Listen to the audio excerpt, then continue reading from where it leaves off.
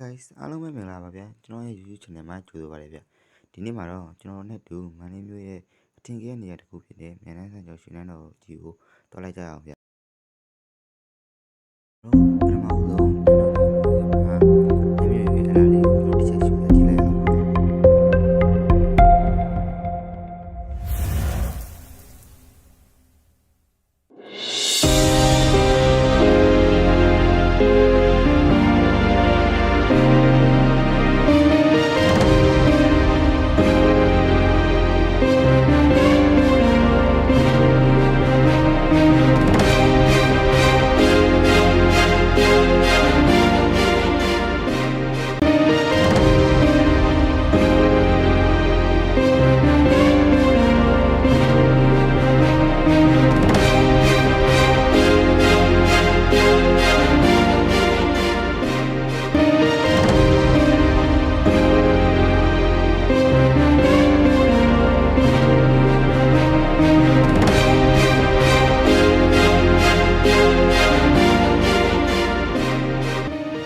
ဒီမှာကျွန်တော်မျောတင်ရှိရဲဆိုတော့ကျွန်တော်မျောတင်ပေါ်တက်ပြီးတော့ညတော့တစ်ခုလုံးရဲ့အလားလေးကိုကျွန်တော်ခံစားကြည့်လိုက်အောင်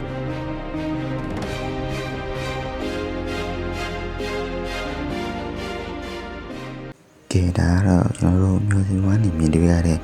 ညတော့မျိုးပဲဖြစ်ပါတယ်ခင်ဗျ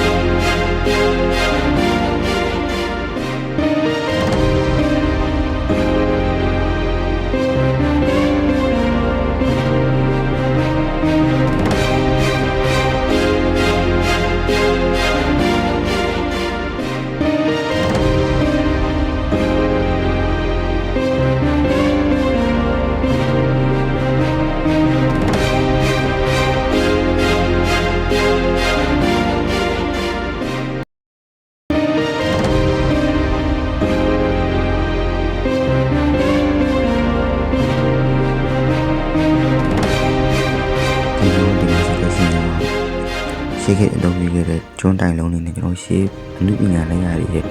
တေးစိတ်လှပမှုကိုကျွန်တော်မြင်တွေ့ရမှာဖြစ်ပါတယ်ခင်ဗျာ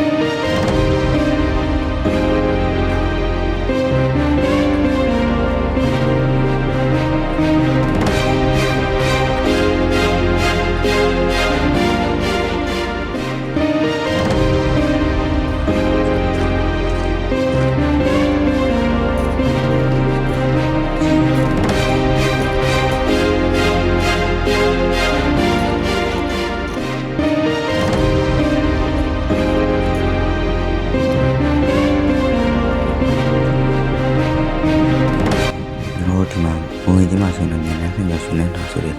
စိုင်းဝတ်ကြီးကိုမြင်တွေ့ရမှာဖြစ်ပြီးတော့ကျွန်တော်ရှေ့ဆက်ပြီးတော့ဝင်မယ်ဆိုလို့ရှိရင်လည်းကျွန်တော်တို့ဒီနန်းအတွင်းထဲမှာပေါ်တော့မတုံးလိုက်နာမယ်စီမင်းစည်းကမ်းလေးတွေကိုကျွန်တော်တို့ခြေဆွဲထားဖြစ်ပါတယ်အဲဒီကိုကျွန်တော်တို့တစ်ချက်ကြည့်လိုက်ကြရအောင်ခင်ဗျ